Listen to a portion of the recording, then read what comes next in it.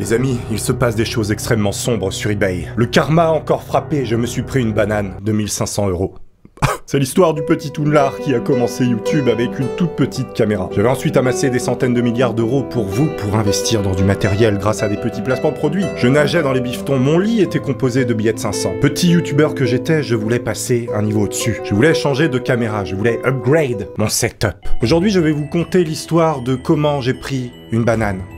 Prendre une banane, c'est se faire carotter, hein. C'est pas ce que vous pensez. Il existe, comme je vous disais, un côté extrêmement obscur sur eBay que j'ai plus ou moins découvert. J'étais à la recherche d'une caméra bien précise d'une valeur d'à peu près 2200 €. Je cherche comme ça jour et nuit, je travaille, je fais tous les sites, je vois des prix hors normes, je vois des prix très faibles. Et un beau jour, je tombe sur l'annonce. Je vois qu'il y a quand même 600 € de rabais, je me dis, eh mais c'est pas mal. Et là, je commence à roucouler. Mais c'est génial ce prix. Je regarde l'annonce d'un peu plus près, je vérifie un petit peu tout. Je vois que ce vendeur est quelqu'un de très sérieux. Il est très bien noté, il n'a aucun problème, je peux lui faire confiance. Grave erreur que j'ai fait. Avant d'entrer dans les détails de cet achat infructueux qui m'a coûté un petit peu cher, je vais vous expliquer le système du marché gris. Vous connaissez tous le marché blanc, enfin on l'appelle pas comme ça, mais le marché classique. Ce sont des revendeurs officiels qui vendent au prix normal avec la TVA. Sur les produits électroniques, la TVA s'élève à 20% en France. En Europe, globalement, je sais pas trop, mais en France, c'est 20%. On va dire que ça, c'est le marché blanc. Et pour les plus margoulins d'entre nous, évidemment, je vous déconseille fortement d'utiliser ce second marché qui est le marché noir. Marché noir, évidemment, c'est les gens qui vont voler des choses pour les revendre. Donc c'est du recel, c'est illégal. Et là, vous avez des prix qui sont évidemment extrêmement faibles. Parce qu'à la base, le mec qui a volé, il a rien payé. Merci Tony pour ta logique. Marché blanc, marché noir, et qu'est-ce qu'il y a entre les deux? C'est pas Michael Jackson, les gars. Il y a le marché gris. Mais qu'est-ce que le marché gris? C'est à ce moment précis que j'ai eu un petit peu trop confiance. Le marché gris, en fait, c'est un système de margoulinage plutôt bien ficelé. Comme je vous l'ai dit, les produits électroniques importés en France subissent une TVA de 20%. Dans d'autres pays, cette TVA n'existe pas. Alors qu'est-ce qui se passe? Il y a des petits malins, ils se sont dit, eh frère, on va faire un petit business, on va ramener de la marchandise par des réseaux un petit peu souterrains pour la revendre sans la TVA. Admettons un appareil photo qui est vendu 1000 € en France. À Hong Kong, il vaudra que 800. Parce qu'il n'y a pas la TVA de 20%, donc on la retire. Donc qu'est-ce que font ces gens? Ils vont comme ça à Hong Kong tranquillement, ils achètent plein de produits sans la TVA, ils les font transiter pour les faire arriver en Angleterre. Entre l'Angleterre et Hong Kong, il y a des espèces d'accords commerciaux un peu bizarres, je rentrerai pas dans les détails, je ne suis pas un expert. Je sais juste que je me suis fait enfler. Donc ces gens-là vont à Hong Kong, récupèrent un maximum de produits, les ramènent en Angleterre et les revendent en Europe beaucoup moins cher que si vous les achetiez directement en France. Et ça, c'est le marché gris. Mais le danger avec ça, bah oui, parce que évidemment, tout n'est pas sécurisé dans un marché comme ça. Évidemment, il y a des dangers. Bon, déjà, par rapport à la loi, c'est pas illégal. Sauf que si vous prenez l'avion et que vous avez un contrôle des douanes, et que la douane constate que votre produit a pas été taxé, ils vont vous demander de payer la différence plus une petite amende. Bon, après, c'est extrêmement rare de se faire contrôler par la douane, surtout pour des produits électroniques. Je veux dire, il y a personne qui va les voir. Bonjour madame, votre œuf vibrant n'a pas la TVA, s'il vous plaît, veuillez la payer. Ça arrive extrêmement rarement. Mais il y a un truc qui est aussi hyper important, c'est que les constructeurs, ils ont dit, ok, si vous achetez notre produit sans la TVA, hors de l'Union européenne, eh bien, la garantie, la banane. C'est-à-dire qu'il n'y a pas de garantie constructeur si vous achetez un produit qui provient de Hong Kong, quand vous payez pas la TVA sur ce produit. Ça, les constructeurs, ils veulent pas en entendre parler. Donc sur le marché gris, c'est pas illégal, vous payez un peu moins cher, mais vous avez des risques. La garantie, les contrôles de douane. Et normalement, vous devez aller faire détaxer votre produit. Évidemment, j'aurais fait détaxer ma caméra à 2200 €. Évidemment, ça va de soi, comme disait Georges Brassens. Mais le margoulinage que j'ai subi ne s'arrête pas là. Donc la caméra que je voulais acheter, à la base, elle coûte 2200 €. Et là, je tombe sur une annonce eBay à 1461 €. Je me dis putain, c'est l'affaire du siècle, je vais être fait, je vais pouvoir proposer une qualité vidéo exceptionnelle pour mes abonnés. Je voulais devenir un grand youtubeur avec une belle caméra. Je me voyais déjà en haut de la piste, en 10 fois plus grand que n'importe qui. Évidemment,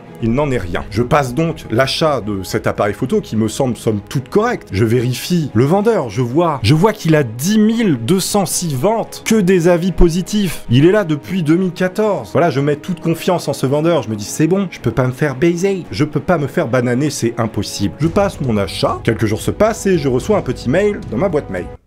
J'ouvre ce mail comme ça, je clique sur ma souris, je commence à lire le truc. La sueur commençait à couler un petit peu. En gros, ça disait « Bonjour monsieur, on a un petit problème. » Aïe, bobo, ça tourne mal. Notre fournisseur nous a fait un faux plan, il nous a enflé. Le problème, c'est qu'on a payé avec l'argent que vous nous avez envoyé. Et on va pas pouvoir vous rembourser, parce qu'on n'a plus l'argent. tu te fous de la gueule de qui, mec? Bon, déjà, je lui réponds, man, c'est pas mon problème. T'as fait une connerie. Moi, j'en ai rien à foutre de savoir que t'as plus l'argent. J'étais comme ça, frère, rends-moi mes thunes. Je sens voilà. Donc, j'attends quelques jours, évidemment. Et qu'est-ce que je commence à voir apparaître sur ces notifications eBay, dans ces avis? À la base, le gars qui avait que des avis positifs, il commence à avoir full avis négatifs. Et dans ces avis négatifs, les gens avaient le même problème que moi. C'est-à-dire que le mec disait ne pas pouvoir les rembourser parce qu'il avait payé le stock. De jour en jour, il y en a de plus en plus, des dizaines et des dizaines qui commencent à s'accumuler, et à chaque fois, c'est des sommes entre 1000 et 3000 balles. Et à ce moment précis, je me dis, le mec a fait une putain d'arnaque. Sauf que, voilà, tu réfléchis, tu te dis, mais il a entré ses coordonnées bancaires, il a pignon sur rue, il a fait 10 000 ventes depuis 2014, c'est un mec sérieux. S'il veut arnaquer les gens, il va se faire gauler. Et c'est là que mes deux neurones ont commencé comme ça à se connecter un petit peu. Il y a une connexion qui s'est créée et j'ai commencé à réfléchir. Je me suis dit, c'est pas possible, le mec peut pas être aussi bête que ça. Il peut pas faire une arnaque aussi monumentale avec ses données personnelles, c'est pas possible. Donc là, on peut voir qu'il y a 146 personnes minimum qui se sont fait avoir. Mais combien de personnes n'ont pas laissé d'avis et se sont fait avoir? On va faire un calcul rapide en faisant à peu près une moyenne. On va arrondir à 200 personnes qui se sont fait arnaquer. Parce que dans le lot, il y a forcément des gens qui sont pas venus mettre leur avis. 200 personnes, entre 1000 et 3000 euros, on va prendre 2000 euros de moyenne. 200 fois 2000, ça commence à faire du flouze. Ça représente à peu près le salaire d'un gros youtubeur. Voilà. Mensuel. Bon, on est sur du 400 000 balles, hein. Bon, c'est un très très gros youtubeur. Donc le gars a réussi à pomper 400 000 boules. Mais comme je vous ai dit, il avait entré ses coordonnées quand il a créé son compte. Si tu veux extorquer 400 000 balles, tu laisses pas tes données personnelles. Et comme je vous ai dit, mes neurones ont commencé à se connecter. Ah, ça arrive de temps en temps, hein. Surtout les soirs de pleine lune. J'ai réfléchi, je me suis dit, mais comment il a fait? Il peut pas se barrer, il va se faire rattraper. La seule hypothèse possible qui m'est venue en tête, j'ai eu un espèce de flash comme ça, jour de pleine lune, enfin nuit de pleine lune du coup, c'est quand j'ai commencé à regarder d'un peu plus près son profil.